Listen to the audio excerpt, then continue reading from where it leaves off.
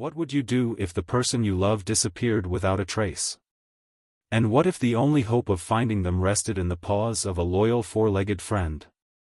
In this story, time was a ruthless enemy. An elderly man lost in the forest, the cold night closing in, and no one knew where he was. No one, except her. Daisy, his inseparable dog, refused to leave his side. While everyone else lost hope, she followed her instincts. When no one knew where to look, she knew exactly what to do. But would love and loyalty be enough to win the race against time? Dawn in the small town always carried a certain comfort for George Thompson. Even as time slowly stole his memories, morning still felt familiar. The smell of freshly brewed coffee filled the kitchen, and the rustling of dry leaves in the wind reminded him of the simple days of his youth. At 70, George lived a peaceful life. He had been a carpenter all his life, working with his hands, sculpting wood with patience and precision. Now, he spent his days sitting on the porch, watching the quiet movement of the neighborhood, feeling the warmth of the sun, and enjoying the gentle breeze that swayed the curtains of his home. By his side, always, was Daisy. The golden retriever, with her soft golden fur and expressive eyes, was more than just a pet, she was his guardian. Since his wife had passed away years ago, Daisy had become his constant companion, following him wherever he went. She woke him every morning with her cold nose nudging his hand and lay at his feet whenever he sat in silence for too long. But George's life had changed in recent years. Alzheimer's crept in slowly, like a silent intruder, stealing small pieces of his reality. At first, it was just minor forgetfulness, names that took a little longer to recall, keys that seemed to vanish. But over time, the gaps grew. Places that had once been so familiar started to feel strange. Small lapses turned into moments of complete confusion. His daughter, Emily, was the first to notice. At first, she wanted to believe it was just old age. But then came the days when George would go out to buy bread and get lost just a few blocks from home. There was a time he forgot how to get back from the park, even though he had walked that path for years. The diagnosis came mercilessly, early-stage Alzheimer's. The family tried to adapt. Emily created a strict routine to help him maintain his independence for as long as possible. He had a schedule for everything: breakfast, bath, medication. Small notes were placed around the house, reminding him of his daily tasks. And Daisy, well, Daisy seemed to understand everything. Every time George left the house, she followed, making sure he was never alone. But no matter how hard Emily tried to keep everything under control, there was always a constant fear. What if one day he forgot who he was? What if he couldn't find his way back? That afternoon, when George stepped outside for the last time, that fear would become reality. The sun began to dip behind the hills, painting the sky in hues of orange and purple. A gentle breeze rustled the trees in the small town where George Thompson had spent most of his life. It was a peaceful evening, the kind of scene he always loved watching from his porch, with Daisy lying beside him, ears perked, listening for any sound. But that evening, something was different. With his usual calmness, George rose from his chair, grabbed his old flannel jacket, and stepped out through the front gate. As always, Daisy followed without hesitation. Walking was part of his routine, it helped clear his mind, kept his legs strong. But lately, the town he knew so well had started to feel like a maze. Familiar streets suddenly seemed foreign, familiar faces blurred into those of strangers. He followed the trail leading to the edge of the woods. It had always been a safe path, a short stretch he had walked for years, just to breathe in the fresh air and feel the quiet embrace of nature. But this time, when he turned around, expecting to see his house behind him, everything looked unfamiliar. Where was he? His heartbeat quickened. He turned his head from side to side, searching for something recognizable. But all he saw were tall trees, their shadows stretching long with the fading light. Daisy sensed the shift. Her body tensed, her eyes locked onto every movement George made. She circled him, pressing her nose against his leg, trying to guide him back. But George could no longer tell which direction was right. Every path looked the same. He started walking faster, hoping to find something he recognized. But without realizing it, each step carried him deeper into the woods. The sky darkened quickly, and soon, what had been a familiar landscape became an ocean of shadows and silence. Back home, Emily felt the first chill of fear when she noticed her father hadn't returned. He was never gone this long. She glanced out the window, expecting to see him rounding the corner with Daisy at his side. But the street was empty. Minutes passed, and unease turned to panic. Her hands trembled as she dialed the neighbors. No one had seen him. A tight knot of dread formed in her chest as she rushed outside, calling for her father. Nothing. The feeling that something was terribly wrong hit her like a wave. Grabbing her car keys, she sped through the streets, stopping to ask anyone she saw. But by then, night had already fallen. The town was still. And George had vanished without a trace. The news spread quickly. Friends, neighbors, and volunteers gathered. Flashlights flickered in the dark, voices echoed through the quiet streets, calling his name. The search had begun, but the woods were vast, and the night made everything harder.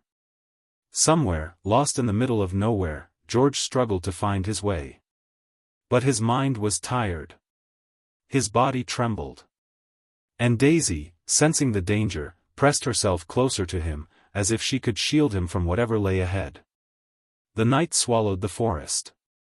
And for the first time, George had no idea how to get home. The night dragged on, but for Emily, every second felt like an eternity.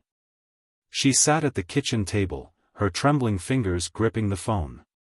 The screen remained unchanged, no messages, no calls, no answers. The cold cup of coffee beside her was a reflection of her insomnia, her silent despair. Outside, the town slept. But for her, there was no rest. George was still out there. It was the uncertainty that hurt the most. He could be lying somewhere, alone, cold, unable to understand what was happening. Or maybe worse. Emily shook her head, forcing the thought away before it could take hold. The sky began to lighten in pale shades of blue and gray as the first volunteers arrived. Men and women who had known George for years, firefighters, police officers, and neighbors gathered at her doorstep. Some wore thick jackets, others carried flashlights and radios. A sense of urgency filled the air. The search began at dawn. As the town mobilized, George wandered through the forest. His body ached. His muscles, already weakened by age, stiffened from the relentless cold of the night. The damp vegetation soaked his clothes, and the biting wind cut through his wrinkled skin. He was hungry. Thirsty. But the worst of it was the exhaustion. Fatigue weighed on his bones like invisible chains. Every step was a battle. His legs trembled, his eyes burned, his breathing was shallow and uneven. His mind, already clouded by Alzheimer's, drifted in fragmented thoughts. He was in the forest. But, how had he gotten there? He tried to remember, but the memories came in scattered pieces, jumbled and disjointed. He forced himself to keep moving, but his feet tripped over roots, and the ground felt farther away with each stumble. Daisy walked beside him, her eyes locked on every move her owner made. Her sharp senses picked up on the dangers around them. Her loyalty never wavered. Even when George stopped, his knees buckling as he collapsed heavily onto the damp earth, Daisy stayed right by his side. She barked. First softly, as if trying to call him back to reality.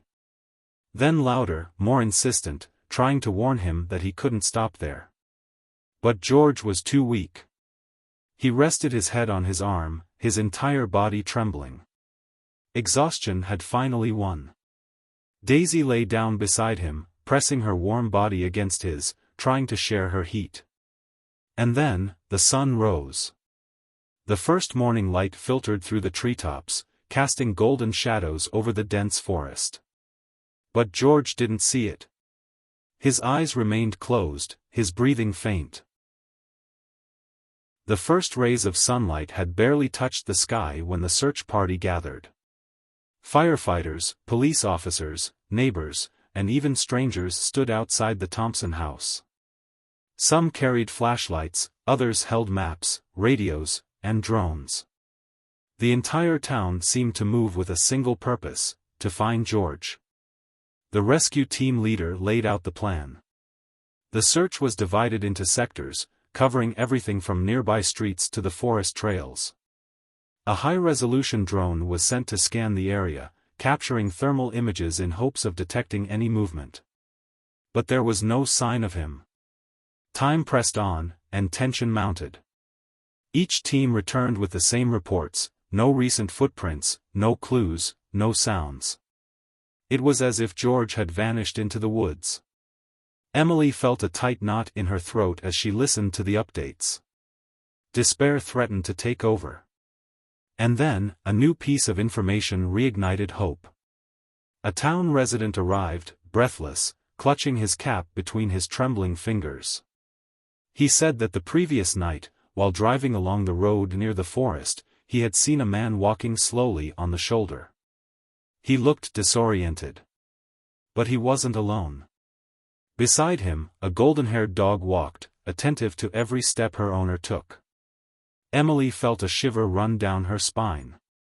It was him. George was still with Daisy. The revelation refocused the search. Now, they had a starting point. The teams redoubled their efforts, concentrating on the forest entrance. With each passing minute, the urgency grew. Hope was fighting against time. And somewhere, deep within that vast green wilderness, George was waiting to be found. The sun began its descent beyond the horizon, painting the sky in shades of gold and orange. The day was coming to an end, and with it, the hope of finding George was fading. The search had lasted more than 24 hours, and every passing minute made the situation even more critical. But then, in an open field near the forest, something shattered the silence. Barking. The sound echoed through the air, urgent, desperate. Jacob Miller, a farmworker returning home after a long day, stopped in his tracks. He frowned and turned his head toward the sound. It was coming from inside the woods, not too far away. Something was wrong. He knew the dogs in the area well: barks from farm dogs, hunting dogs, playful dogs. But these were different. This wasn't just a dog calling for its owner. This was a cry for help. What do you think of the story? Will George be found alive?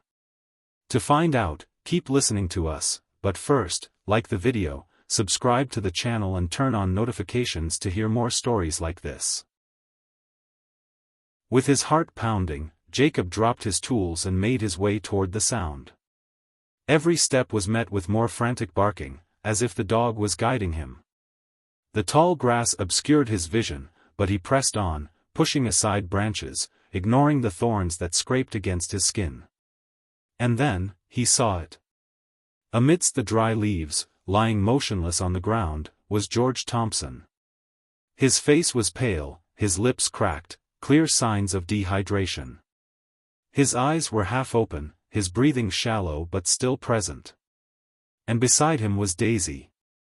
She was there, vigilant, pressing her body against George's, as if trying to keep him warm. Her deep brown eyes met Jacob's, pleading. She had not left his side for even a second. She stayed. All night. All day. Protecting him. Waiting. Calling for help. And now, finally, someone had heard her.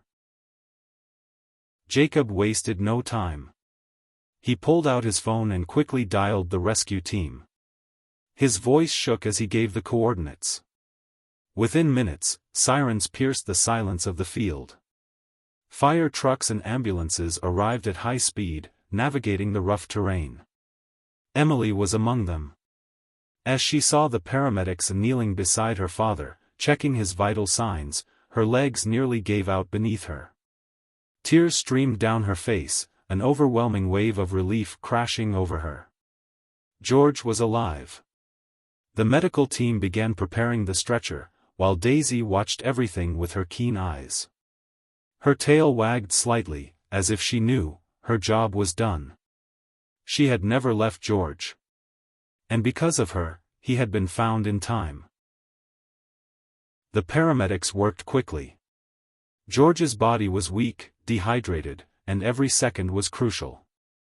They carefully placed him on the stretcher, adjusted the equipment to stabilize him, and wrapped him in a thermal blanket to prevent further heat loss. Daisy never left his side. Her watchful eyes followed every movement of the medical team. When they lifted the stretcher and began carrying George toward the ambulance, she took hesitant steps forward, afraid they would separate her from him. Overcome with emotion, Emily knelt and wrapped Daisy in a tight embrace. The dog panted from exhaustion, but her gaze remained steady, filled with determination. George was alive. And Daisy had never allowed any other outcome. Inside the ambulance, the steady beeping of medical monitors filled the silence. George's face looked even paler under the artificial light. His breathing was slow but stable. The dehydration and exposure to the cold had taken a heavy toll, but he had endured. The doctors knew the truth. If he had spent just a few more hours alone, without shelter, the ending would have been very different. Outside the ambulance, Daisy was restless. She paced back and forth, her eyes fixed on the open door. Her chest rose and fell quickly, as if she were still on high alert. She tried to jump inside, tried to see her owner, and each time she was pushed back, her barks grew louder, more desperate. One of the paramedics, a middle-aged man hardened by years of difficult cases, stopped for a moment to observe her. Something tightened in his chest. He had seen dozens of rescues like this, lost elderly, dramatic recoveries, frantic families, but he had never seen an animal act like this. There was something in Daisy's eyes. Something that seemed to say her mission wasn't over yet. The paramedic swallowed hard. Then, without hesitation, he turned to his colleagues and, in a firm tone, made his decision. Daisy was going into the ambulance. Emily looked at him, surprised, but didn't question it. As soon as the door was opened for her, Daisy leapt inside without hesitation, curling up on the floor beside George's stretcher, resting her muzzle against his hand. And for the first time since being found, George's frail body reacted. His fingers twitched slightly. The doctors exchanged glances. Daisy needed to be there. She had been his guardian in the forest. And now, she would be his guardian in the hospital. At the hospital, the medical team couldn't stop talking. The warmth of Daisy's body had helped keep George from freezing during the long, cold night. Her relentless barking had alerted rescuers at the perfect moment. Her unwavering loyalty had made all the difference between life and death. She wasn't just a pet. She was a protector. A true hero. Hours later, in the quiet hospital room, Emily sat beside her father, holding his hand as he slowly awakened. His eyes blinked weakly, adjusting to the dim light. His body was still fragile, but the worst had passed. Then, his fingers moved slightly, as if searching for something. At that moment, Daisy, who had been lying near the bed, perked up and cautiously approached. Without hesitation, George reached out his trembling hand and grasped her paw. For a brief moment, his eyes shone with deep recognition. He might not remember everything. But he remembered her. He remembered his savior. And in that small gesture, holding Daisy's paw, was proof that some bonds can never be broken. Days passed, and life moved forward. George returned home, still weak, but surrounded by the love of his family and the ever-watchful eyes of Daisy, who never left his side again. Alzheimer continued its relentless course, stealing memories little by little. There were days when George didn't recognize Emily. Other days, he couldn't remember his own address. But one thing never changed. He always remembered Daisy. In his moments of clarity, he would call her name, stretch out his trembling hand, and smile when he felt her warm nose press gently against his fingers. On the days when his mind wandered, lost in confusion, Daisy remained beside him, curled up near his chair, watching over him just as she always had. Even when he didn't remember who he was or where he was. He never forgot that he had a friend. True love knows no barriers. It does not weaken with time, it does not waver in the face of hardship, and, above all, it does not need words to be understood. Daisy didn't save George just because he was her owner. She saved him because, to her, he was her entire world. In this story, there were no great heroes in capes, no extraordinary feats of strength or intelligence. What there was, however, was something even more powerful, the unwavering loyalty of a heart that simply refused to give up. And perhaps, that is the greatest lesson of all. In our darkest moments, when everything seems lost, it is true love that guides us back home. Just as Daisy did for George. And maybe, in the end, it's that kind of love that truly makes the world a better place. I hope you enjoyed the story. It is very important that you like the video, subscribe to the channel and turn on notifications to hear more stories like this.